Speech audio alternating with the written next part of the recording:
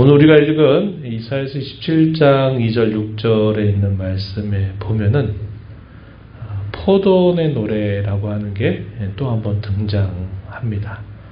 그런데 이 포도원의 노래는 이사야서에 보게 되면 두 번 나와요. 시편에도 물론 이에 대한 내용들 우리가 살펴보지만 이사야서에 두 번 나오는데 초반에 나오는 말씀, 이사야서 5장 1절부터 7절에 이르는 말씀과 오늘 우리가 읽은 27장 2절부터 6절에 나오는 말씀이 이 포도원에 관한 노래입니다.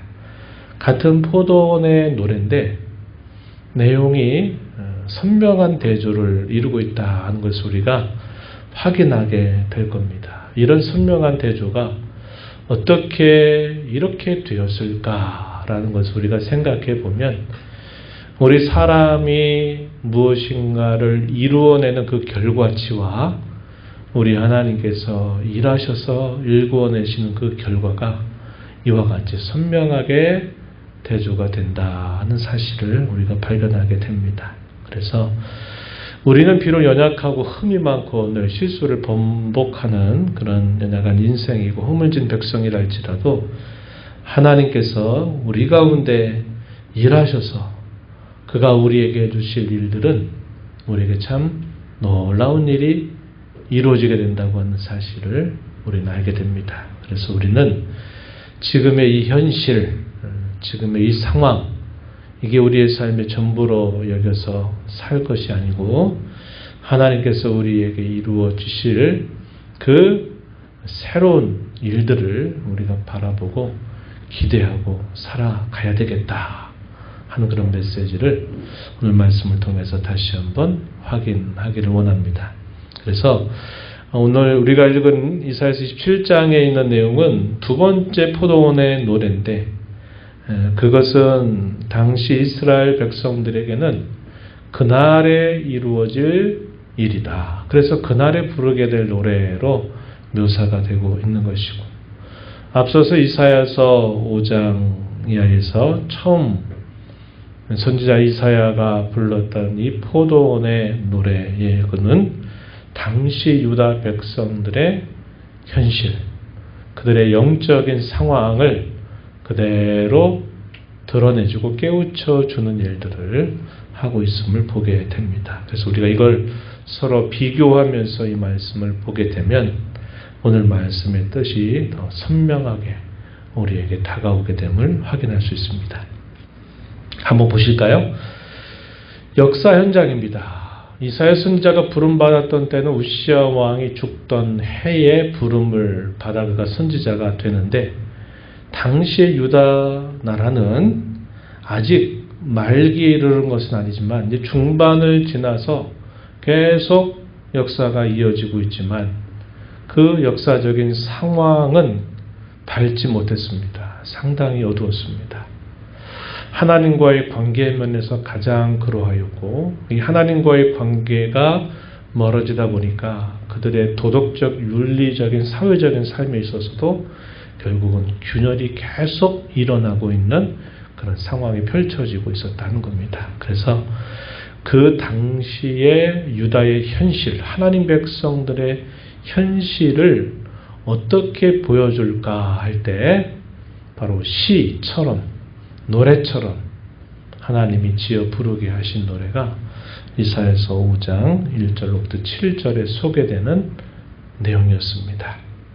시가 건네주는 것은 그 메시지가 강렬하죠. 선명한 이미지를 보여줍니다. 그럼 구체적으로 어떻게 되느냐 하는 것에 대해서는 그건 시의 역할이 아니에요. 그건 다른 또 내용들을 통해서 확인하게 되는 바고 우리가 이런 시를 통해서 분명히 확인하는 것은 어떠한 메시지가 거기에 강렬하게 담겨 있는가 하는 것을 우리가 주목하는 것입니다. 그 내용은 바로 이런 내용입니다. 포도원을 만드는데 그 포도원을 만드는 여건과 준비에 대하여서 묘사하는 말씀이 먼저 소개가 되는데 기름진 땅을 골랐습니다. 기름진 땅을 골랐고 거기에 또 밭을 일군 겁니다. 그래서 돌이나 거친 것들을 다 솎아내가지고 거기에 기름진 산에 또 좋은 밭을 일구고 거기에다가 최상의 좋은 품종의 포도나무를 거기에 심었습니다. 그리고 짐승들이나 다른 어떤 도적대들이 닥치지 못하도록 망대를 세워서 그걸 또 지켜보게 했어요. 그리고 이제 훗날에 맛이 좋은 포도 열매를 얻으리라고 하는 기대를 가지고 포도주를 만들기 위해서 술틀까지도 이미 다 준비해 놓은 상황이었습니다. 그런데 결과는 예상 밖이었어요. 그 결과가 어떤 결과였느냐. 여건과 준비해 놨던 것들이 다 거의 완벽하게 갖추어져 있음에도 불구하고 결과는 너무나 상상 밖이었습니다. 좋은 품종의 포도 열매를 얻게 되지 못하고 들포도 열매를 얻게 된 겁니다. 주인이 너무 화가 났습니다. 그래서 이 주인이 그렇게 좋은 여건과 준비를 해놓았던 이 포도원을 헐리기로 작정했어요. 울타리를 걷어버리고 또 담을 다 헐어버려서 짐승들이 얼마든지 짓밟고 다니면서 황폐하도록 그대로 방치하게 된 것입니다. 이렇게 처음 노래는 이렇게 끝이 나요. 그럼 그 처음에 이 포도 노래가 무엇을 뜻하는가를 또 친히 해석을 해줬습니다. 5장 7절 말씀에서 풀어주기를 하나님께서 자기 백성들에게 이와 같이 아주 좋은 포도밭을 일구고 아주 좋은 품종의 포도나무를 심어서 좋은 열매를 구했다는 거죠. 하나님이 이스라엘 백성들 혹은 유다 백성들을 향해서 세상의 많은 민족 가운데 그들을 구별해서 그들을 특별한 하나님의 소유로 삼고 하나님이 언제나 그들을 돌봐주셔서 그들이 하나님의 백성으로서 좋은 열매를 생활 속에 삶 속에 맺기를 바랐는데 결과는 너무나 예상 밖의 모습을 보였다고 하는 겁니다. 그래서 마지막에 바란 게 뭐냐면 하나님께서 정의를 원하셨는데 그 백성들은 정의 대신 포악을 만들어냈고 하나님은 그의 백성들에게 의로움을 그토록 원하셨건만 거기에는 부르짖음이 가득하게 되었다라고 말하는 겁니다. 하나님께서 그의 백성들에게 요구하시는 그 열매가 무엇인가를 이 포도원의 노래를 통해서 분명하게 보여주고 있는 것인데 하나님이 이렇게 기대하신 것에 반하여서 오히려 그들은 하나님 백성으로서는 도무지 나타내지 말아야 할 그런 악한 모습들을 나타내었다라는 사실을 보여주고 있는 겁니다. 이 포도원의 노래를 통해서 전달해주는 강렬한 메시지가 뭘까요? 하나님께서 그 백성들에게 그렇게 많은 은혜를 주시고 그들을 돌봐주시고 그들을 모든 민족 가운데 특별하게 하나님이 대우하셔서 그들로 하여금 하나님의 백성다운 그러한 진정한 열매를 그렇게 바라셨는데 그 열매가 오히려 반대로 포악과 부르짖음이 가득한 그런 도시가 되게 하고 말았다 하는 것을 보여주는 겁니다. 이게 그 당시 유다 백성들의 영적인 실상뿐만 아니라 그들의 실제적인 사회의 모든 삶 속에 전반적으로 나타나고 있는 나쁜 모습이었다는 것을 이걸 통해서 보여주고 있는 겁니다. 그래서 어떻게 한다 그랬죠? 울타리를 걷어버리고 담을 헐어버리고 또 짐승들이 넘나들도록 황폐하게 만들어버린다 하는 것처럼 하나님이 그 백성들에게 벌을 내리실 것을 말씀하시는 내용이 소개되고 있는 것입니다. 그럼 오늘 우리가 이 본문으로 돌아와서 또다시 소개되고 있는 이 포도원의 노래는 같은 포도원인데 결과가 정반대의 모습을 보여주고 있다고 하는 것입니다. 오늘 본문의 내용을 한번 다시 되새기면서 한번 생각해 보세요. 이 포도원의 포도원지기가 바로 하나님 자신이 포도원지기가 되겠다라고 말씀을 하셨어요.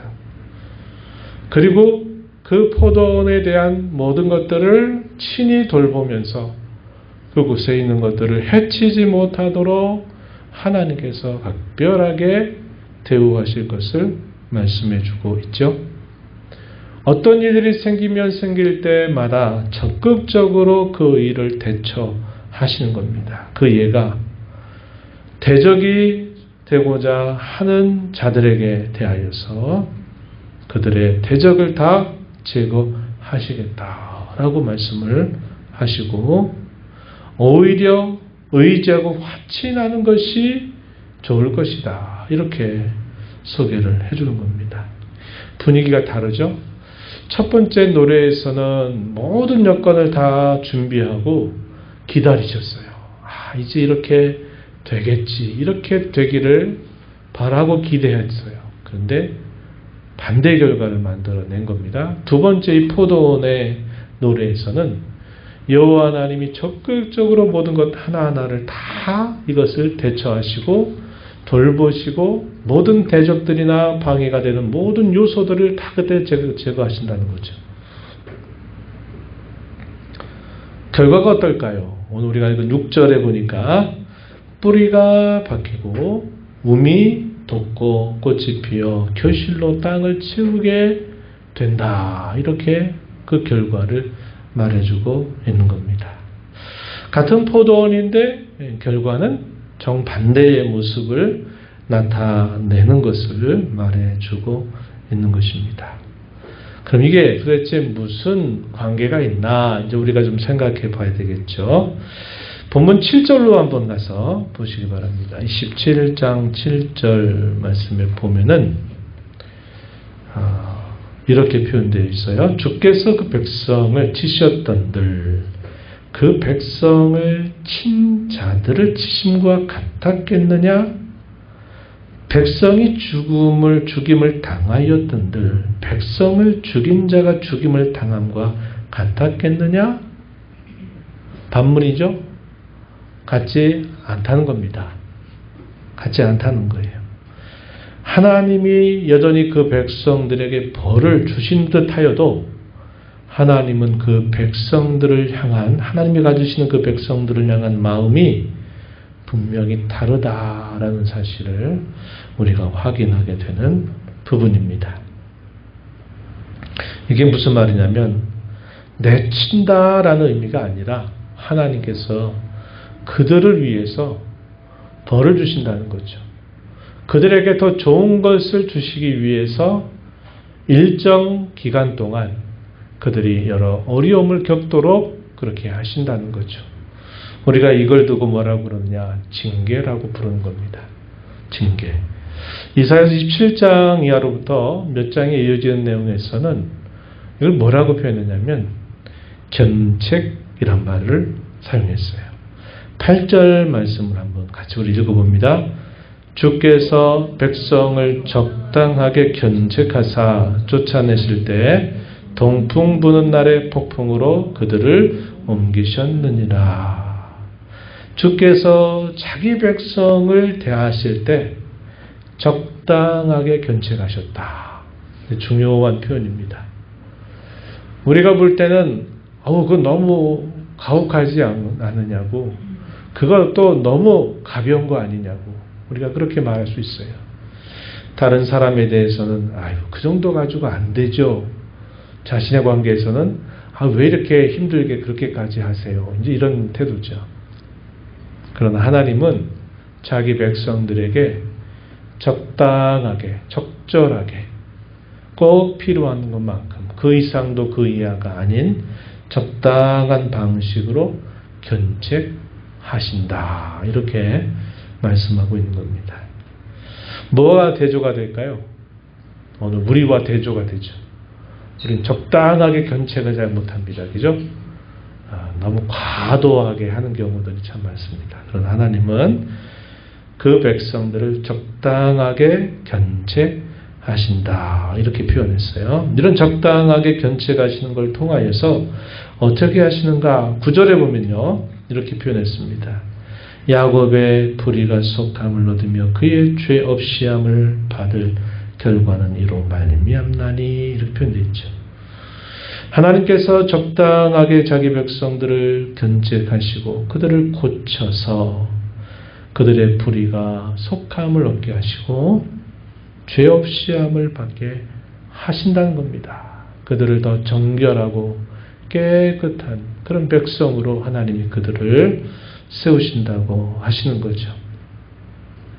바로 이러한 과정을 통해서 하나님이 처음에 포도원 노래, 참 암울하고 암담하고 열매 못 맺고 참 보잘것없고 가치 없어 보이는 그 포도원의 모습이 하나님께서 직접 관여하시고 이루셔서 그날에는 그 포도원이 어떻게 된다고 말하는 겁니까? 뿌리가 박히고 우미 돋고 꽃이 피어 결실로 땅이 채워지게 되도록 하나님이 그렇게 하실 것이다. 그래서 제목을 그날에 함께 부를 노래 이렇게 제목을 붙인 것입니다. 어떤 면에서 대조가 되느냐? 우리 사람이 뭔가를 해서 일구어내는 그 일의 결과와 하나님께서 그 일을 친히 주장하셔서 일구어내시는 결과가 이와 같이 선명한 대조를 보인다는 것을 우리에게 보여주는 겁니다. 그것은 당시 유다 민족들에게만이 아니라 오늘 저와 여러분을 향한 하나님의 약속이기도 합니다. 지금 저와 여러분의 모습을 되돌아보면 참 얼마나 허물과 부족함이 많은 존재라는 사실을 우리는 많이 발견하게 됩니다. 그런데 하나님께서 우리를 그의 놀라우신 역사로 어떻게 우리를 해주실 것이냐 할 때 마치 쓸모없는 이 포도원을 아주 존귀한 포도원으로 만들어 주시는 것처럼 참 쓸모없는 우리 연약한 인생들을 하나님께서 존귀한 영광스러운 그런 모습으로 우리를 바꾸어 주시겠다 하시는 겁니다. 이게 성경이 우리에게 하고 있는 약속이고 복음의 약속에 해당되는 것이다 하는 겁니다.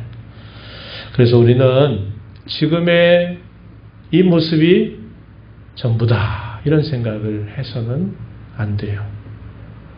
우리는 지금의 모습과 비교될 수 없는 놀라운 장래를 약속받은 사람들이고 그것을 우리가 이루면 불가능한 일이지만 하나님이 그 일을 친히 이루셔서 우리에게 그렇게 되게 하시겠다라고 성경은 약속해 주고 있는 겁니다.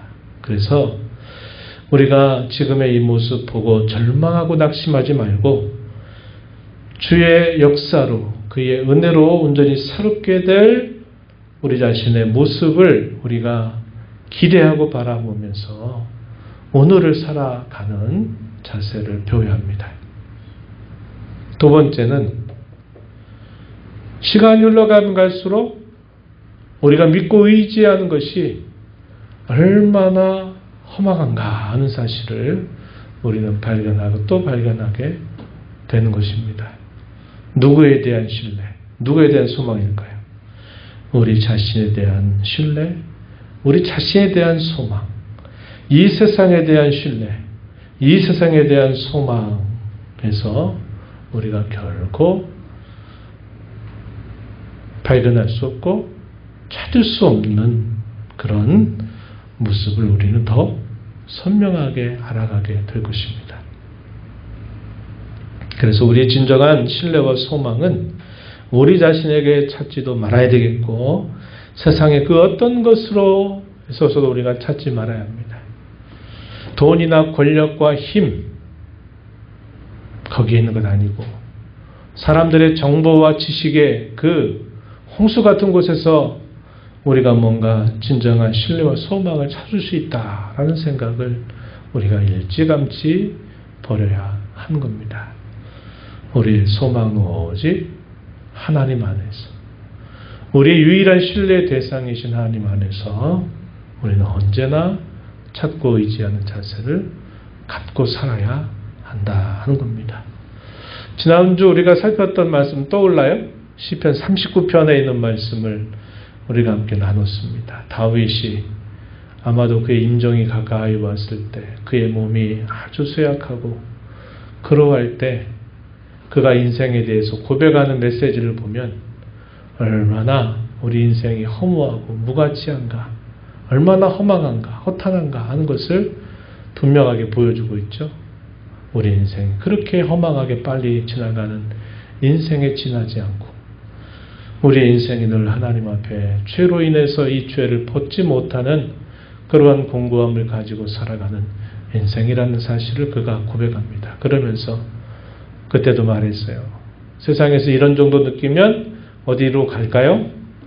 자살, 염세주의, 비관주의. 인생은 아무 가치가 없다. 많이 산다 한들 그게 뭐가 가치가 있고, 돈을 더 가지고 있다 한들 뭐가 그게 유익할 것이며, 다 소용없는 일이다. 그래서 세상과 단절하는 그런 일을 선택하게 될 것이지만, 그러나 다윗은 그런 비관주의, 염세주의로 가는 게 아니라 그 끝에서 누구를 만나냐면 하나님을 더 깊이 만나고 하나님을 찾고 있다는 것을 우리가 확인했습니다. 주여, 내가 무엇을 바라리요? 나의 소망은 오직 누구에게 있다? 주께 있나이다.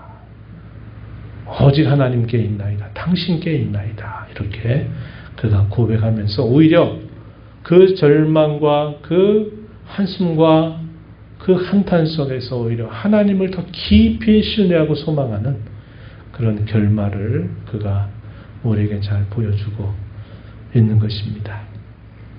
그래서 일찍이 깨달아야 돼요. 뒤늦게 깨닫지 말고 일찍이 깨달아서 우리 자신도 이 세상도 우리의 신뢰와 소망의 대상이 아니라 오직 하나님만이 우리의 신뢰의 유일한 대상이고 우리의 참 소망이 되심을 우리가 늘 고백하면서 오늘을 살아가야만 되겠다. 마지막으로는 우리가 세상의 많은 사람들 가운데서 이런 은혜를 알게 되었고 이런 은혜를 받은 백성이 되었으므로 우리가 하나님 앞에 어떻게 오늘을 살아야 될까 할 때는 그 하나님을 향한 우리 마음의 심지가 견고해야 되겠다. 하나님을 향한 굳은 신의를 지키며 살도록 해야 되겠다. 그분이 그토록 원하시는 의로운 삶을 우리가 힘쓰며 오늘을 살아야 되겠다 하는 것입니다. 26장 2절로부터 4절 말씀을 한번 앞으로 가서 한번 볼까요? 여기 한번 보세요. 많이 들어본 말씀일 겁니다. 제가 읽어봅니다. 너희는 문들을 열고 신의를 지키는 의로운 나라가 들어오게 할지어다. 주께서 심지가 견고한 자를 평강하고 평강하도록 지키시리니 이는 그가 주를 신뢰함이니이다. 너희는 여호와를 영원히 신뢰하라. 주 여호와는 영원한 반석이심이로다. 아멘. 이 구절이 우리에게 보여주는 게 뭡니까?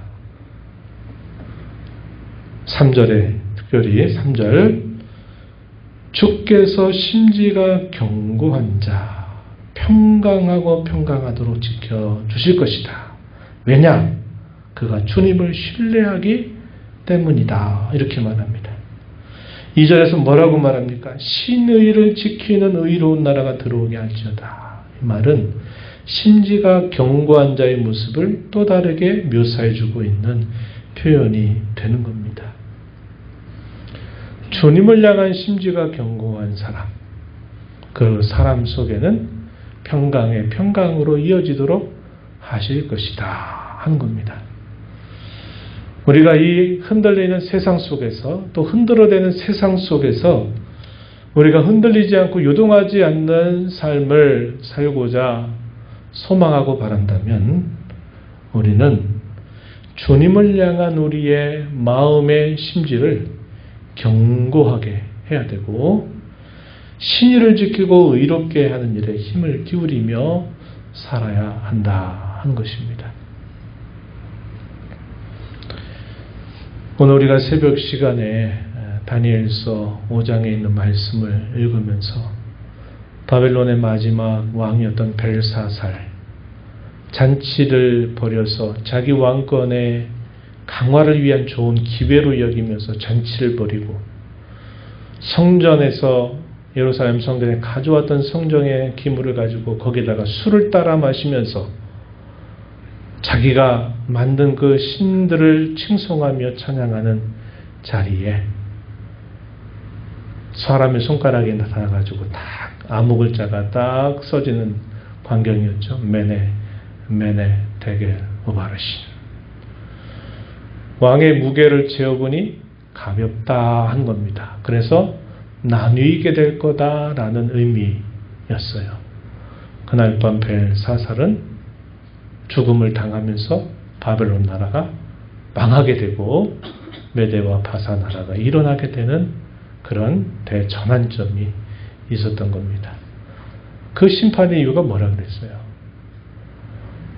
왕의 무게를 재어보니까 가볍다 이 말이에요.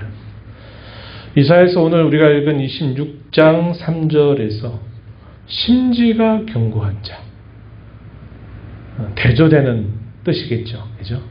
주님을 향한 우리의 마음의 중심이 견고한 사람, 흔들림이 없는 사람, 세상의 여러 많은 욕심과 또 세상에 대한 또 많은 미련들 때문에 세상으로 마음이 갈기갈기 갈라져서 가벼워지는 게 아니라 하나님을 향한 그 무게 중심이 견고해서 흔들림이 없는 사람, 이런 사람이 되어야 하겠다 하는 겁니다. 그러면요, 하나님의 평강이 우리의 마음과 생각을 지키시고 우리를 인도해 주신다. 상황은 흔들려도 마음은 흔들리지 않는다 하는 것을 우리가 확신할 수 있는 것입니다. 이런 교훈들을 마음에 새기면서 우리 자신 하나님 앞에 잘 살고 또 우리 곁에 있는 형제와 자매들을 잘 붙들어주는 저와 여러분이 되시기 바랍니다.